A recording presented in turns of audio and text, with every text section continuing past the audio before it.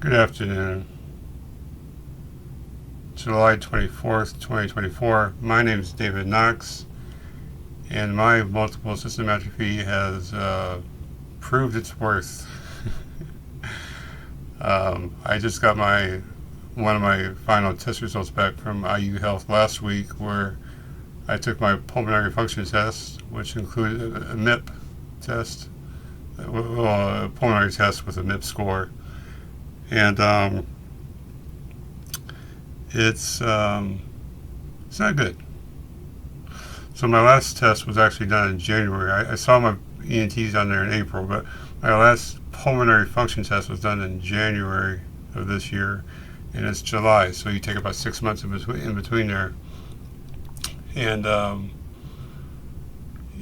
normal MIP score, for those of us that don't know, that's a, what do you call it, maximal inspiratory pressure, MIP, maximal inspiration. I think it's inspiration, but inspiratory pressure is basically how much air you can inhale and exhale in your lungs.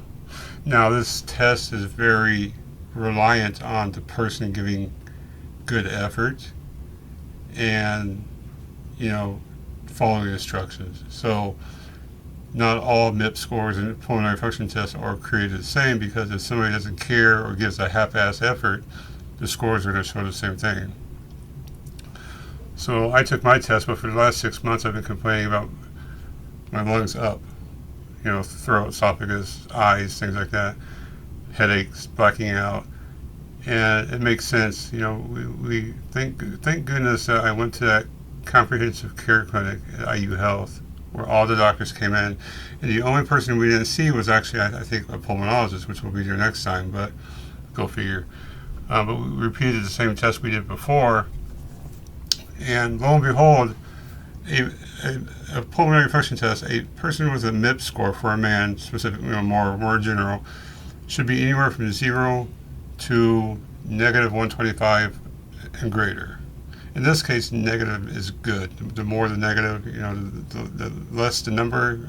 You think greater, but you're getting farther away from 0. The number's actually getting less. So, once you get towards like negative 125, that's a very healthy individual. Very good exercise, things like that. You get the negative 150, 155, 160. Those are like Olympic people, pro athletes. So, the average range for that is 0 to negative 125, and I had scored in my last one in January negative 90. Negative 90 is still very good, even considering somebody with a neurological disease that's cascading to the body. 90 is still very well. They don't really consider things abnormal until you get to negative 70 or negative 80 or greater, towards 0. In this case, when we say greater, it actually means less volume. But we're talking about numerical things here. So I was actually doing okay, borderline pretty good. So no harm, no foul. And when I was in my last test, she mentioned I had a MIP score of 70, which I may have mentioned in my last video. Well, it actually wasn't 70, it was much worse. And when I say much worse, cut that puppy in half. I have a MIP score of negative 38. Now, it's not impossible to get 0, because 0 means you're not moving any air in your body, which means you aren't breathing, therefore you're dead. But, as you get closer towards death and very horrible diseases, you start to lose your MIP score, how much oxygen, cubic meters of oxygen, you can move in and out of the body.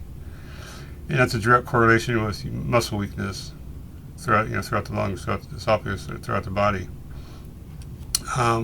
Now, I do want to talk about the MIP score, just the MIP testing real quick.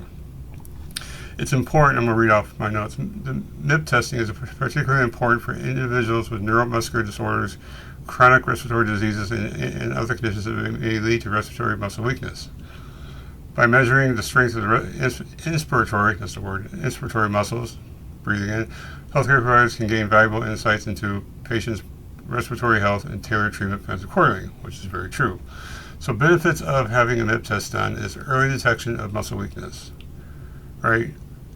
Detection of respiratory muscle weakness at an early stage allows for timely intervention and management. Especially, it's important for patients with conditions like multiple system atrophy and amyotrophic lateral sclerosis. Sclerosis, ALS, where muscle weakness can significantly impact the quality of life. We know that. Monitoring disease progression, right? It provides a reliable way to monitor disease progression. So here I am going from normal to 90 to bare bottom minimum negative 38. It shows you the disease is aggressive. I have something else to talk about that. My doctor, this is for another video, but my doctor, I went to my new neurophysiologist, who's the smartest neurologist, very smart neurophysiologist. You gotta Google that.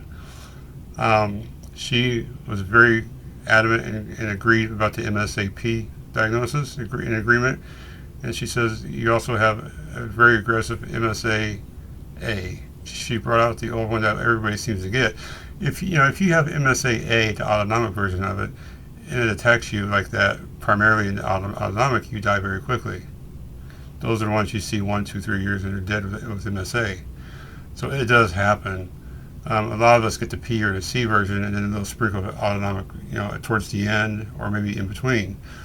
So even the doctor understands that I have a very aggressive MSA autonomic part of it as well as the MSAP.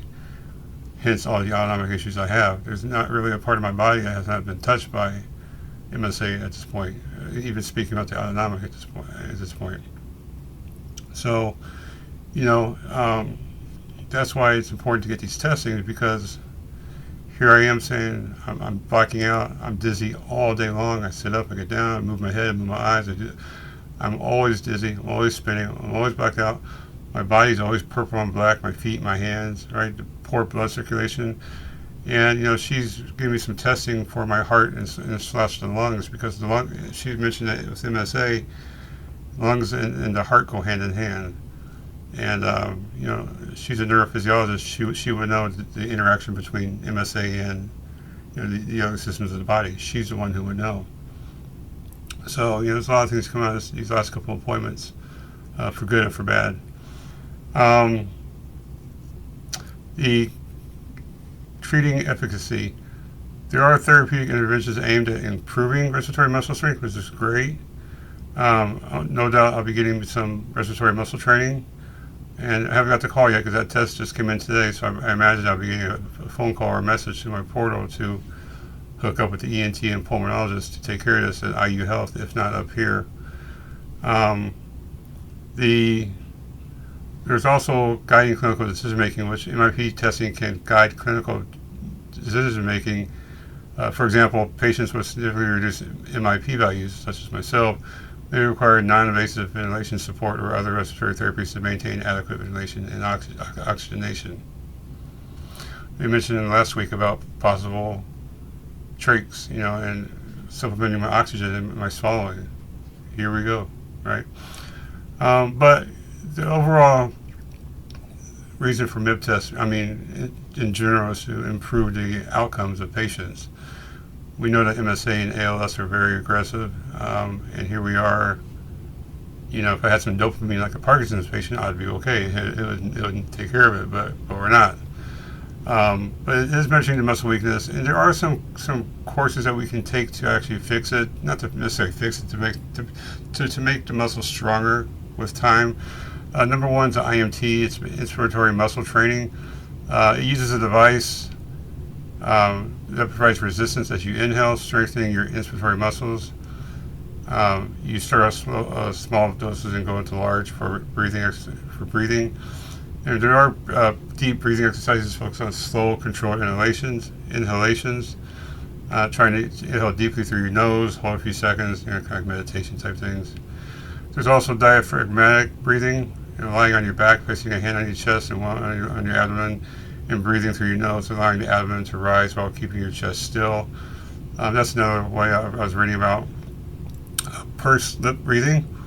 I've actually been doing this for months with my last therapist from ENT and pulmonologist in IU Health. I also do that when I swallow. I'll purse my lips to swallow, and it actually helps quite a bit. Inspiratory muscle strength training, IMST, using a handheld device. It provides resistance during inhalation, and they can also be adjusted for muscles to become stronger.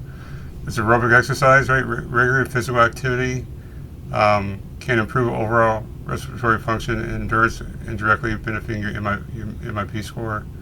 And things like yoga and Pilates. I just want to say that it's important that we have MSA, therefore going straight to exercise and things isn't necessarily the best thing to do, because we're going to sit here, get ourselves hurt, fall down, break our necks. That's what you see me trying to do, right? You may take offense to some of my videos talking about how strong I am mentally, and I'm still trying to push myself. This is the reason why. I know my body. I know how bad it's getting and where it's going. I know this. So I'm trying to push myself as fast as I can, as much as I can physically, to keep the body going. The body in motion stays in motion, and that includes the lungs, right? The heart and the lungs. It includes the lungs, which my issue is.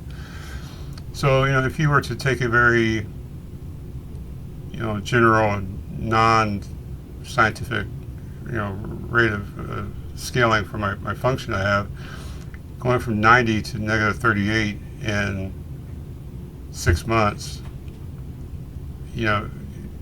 without any help, I would lose most of my function by the end of the year. Now, is that scientific? No. But if you're going on a linear scale here and you're just basing it over time, end of the year is a joke for me to make it to the end of the year without having lung issues.